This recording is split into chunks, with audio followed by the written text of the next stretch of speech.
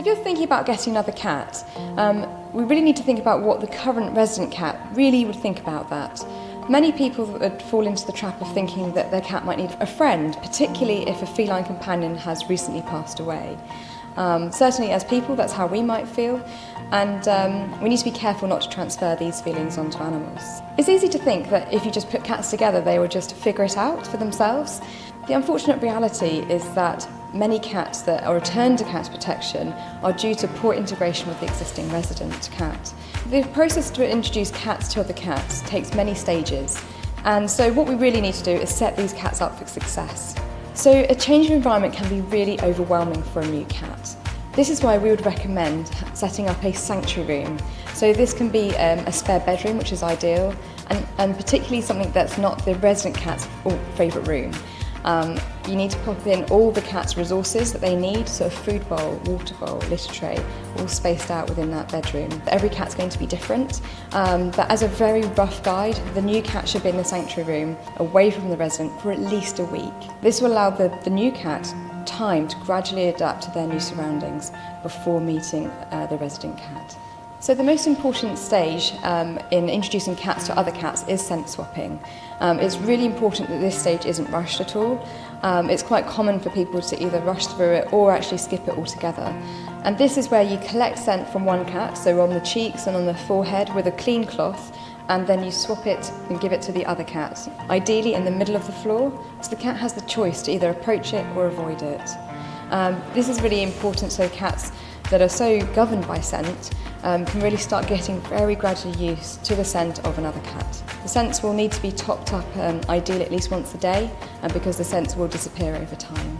So many people struggle to know when to move on to the next stage, and the important thing to think about is that it's when both cats are ready. So this is when both cats are not reacting to the scent of the other cat and have not reacted for a few days. Some people may be tempted to go straight to a face-to-face, but I would avoid that, because the more steps we can put in, the more likely it is that the cats will get on. So in this respect, we would want to put in like a glass barrier, so whether somebody's got patio doors or French glass doors within the house, and then the cats can see each other through the glass, but because it's a solid barrier, they can't get to one another. The other thing to consider is that we always need to give the cats choice.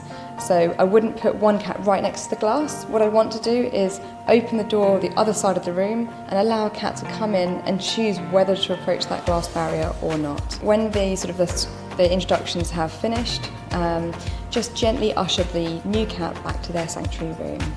So after the glass barrier, if we can break it down into further steps, brilliant. So what we can do would be to introduce a mesh barrier.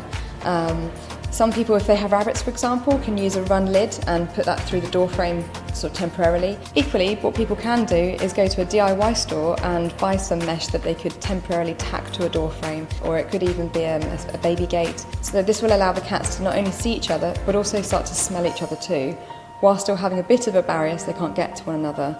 And this would be certainly advisable before a face-to-face introduction. So after multiple sessions of the seeing each other through the mesh barrier, we're finally going to get to the face-to-face. So this should be quite far down through the process.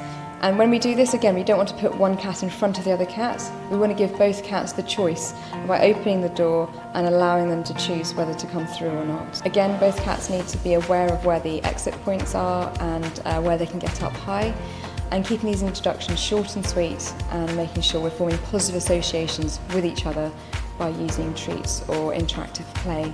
Hopefully the cats won't show any signs of conflict, but we need to have a plan of what to do if that happens. So owners need to think about carefully monitoring the cat's behaviours, and if it is becoming a bit tense, we really need to block off their eye contact between the two cats if they are starting to stare at each other. You can do this with something like a solid, quite opaque blanket or a thick pillow, anything that, like I say, blocks two cats that might be staring each other off. By making sure that cats can break this eye contact, it allows them to retreat from one another. And then we need to very carefully encourage the resident cat away from the new cat and the new cat back to the sanctuary room. Introductions should be really quite short, so up to sort of 5 minutes at a time. How frequent they are really much depends on your two cats and how it's going. Owners during this process need to very carefully observe their cats to see whether there's any signs of possible conflict. Again, it's going to be quite subtle, ears moving around to the sides, pupils becoming large or dilated, quite a tense body posture. They might go into a crouched position, and they may well avoid eye contact with the other cat. However, by taking these steps, we can dramatically improve the quality of life of both of the cats and improve their chances of cohabiting together successfully. If owners have any particular problems when introducing their cats, it's better to seek help sooner rather than later. At Cats Protection, we would recommend that owners seek the help of, first of all, their vet to rule out any medical problems, and then get a referral to a qualified behaviourist, such as a member of the Association of Pet Behaviour Counsellors.